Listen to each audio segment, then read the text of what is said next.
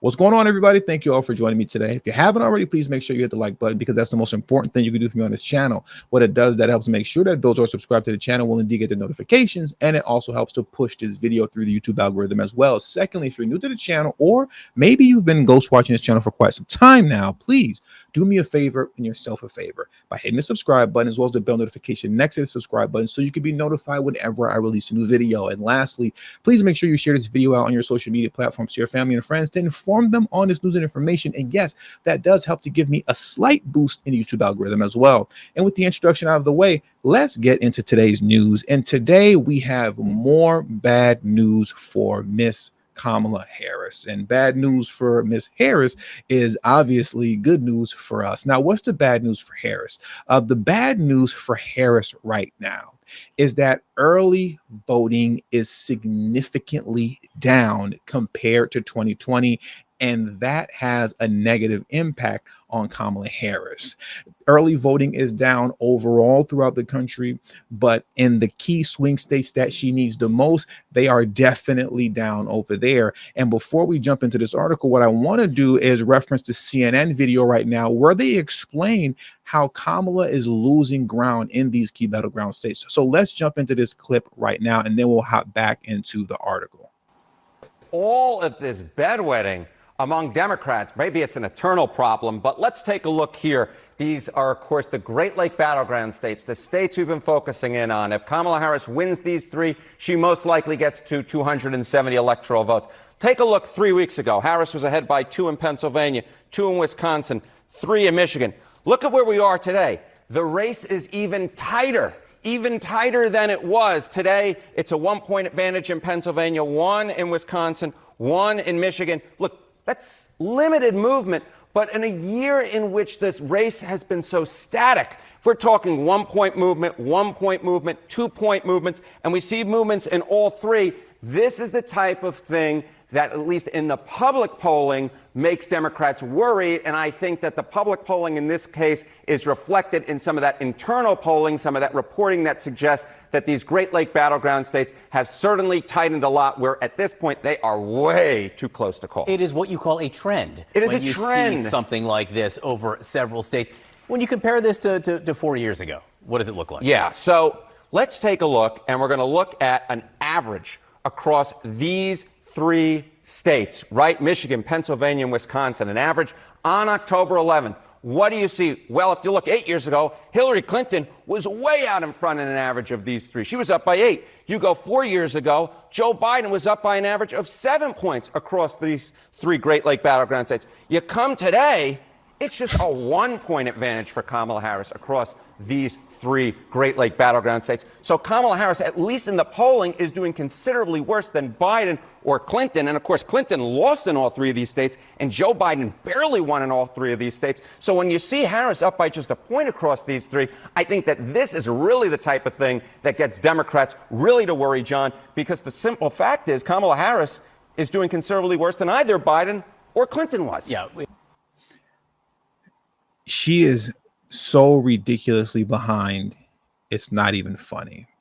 And she is behind even despite the fact that she has all of the mainstream media, with the exception of Fox News and the New York Post, on her side, pushing and campaigning on her behalf, making excuses for her on her behalf, coming up with bogus fact checks for her on her behalf, pampering her through interviews and debates on her behalf, pampering her vice president choice, Tim Walz, on their behalf. Despite all of this, Harris is losing considerable ground. And I always find it very interesting that they never phrase it like that. They make it a point to highlight the fact that, yes, she is doing significantly worse than Biden and Hillary Clinton is. When you compare their polling numbers around this time to Kamala Harris's, they will say that. And they like to describe Kamala Harris's polling numbers falling apart as simply being stagnant because they're not moving forward. But they refuse to acknowledge the truth is that she is steadily losing ground in the face of Trump, who has continued to gain more ground, even more ground polling wise than he did in the last election, especially when you're talking about among Black voters, among Latino voters, among union households, so on and so forth. Kamala's losing ground, Trump is gaining ground, but they never articulate it like that. And when you take into consideration and the fact that these polls always severely underestimate Trump, game over. It's game over. But we can't get too ahead of ourselves. On November 5th, you got to make sure to play your part and vote for Trump. You all know that. I will do that. But now let's get into this article here, because I don't want to forget about that. And I don't want to miss this point here, that early voting is significantly down. I will leave this article link in the description box for you below so that you can read it in its entirety for yourself. And I strongly suggest you do that. Now let's get into it for a little bit more detail with what's going on. The dramatic rise in early voting has led many to think the election might be effectively over days or weeks before election day. The data thus far show that that won't be true. And the numbers aren't comforting for Democrats. Early voting is nowhere near what some people estimated. 4.2 million Americans have already cast their ballots, per John Couvillon, a Republican political strategist who provides daily updates on early and mail voting. That sounds like a lot, but it's pittance compared with the 158.6 million votes ultimately casted in 2020. More important, it is significantly less than this point in 2020. Early voting is down 45%, Couvillon's numbers show. I repeat, compared to this time in 2020, early voting is down 45%. And yes, that is a significant blow to the Democratic Party. Virginia, for example, has had in-person early voting since late September. People are coming out, as 459,000 have voted in person as of October 10th. That is down roughly 4%, however, from the same point in 2020. But wait, it gets worse. The bigger news is the significant decline in requests for mail ballots. Those are down by 58% from 2020 in states that don't send mail ballots to all voters.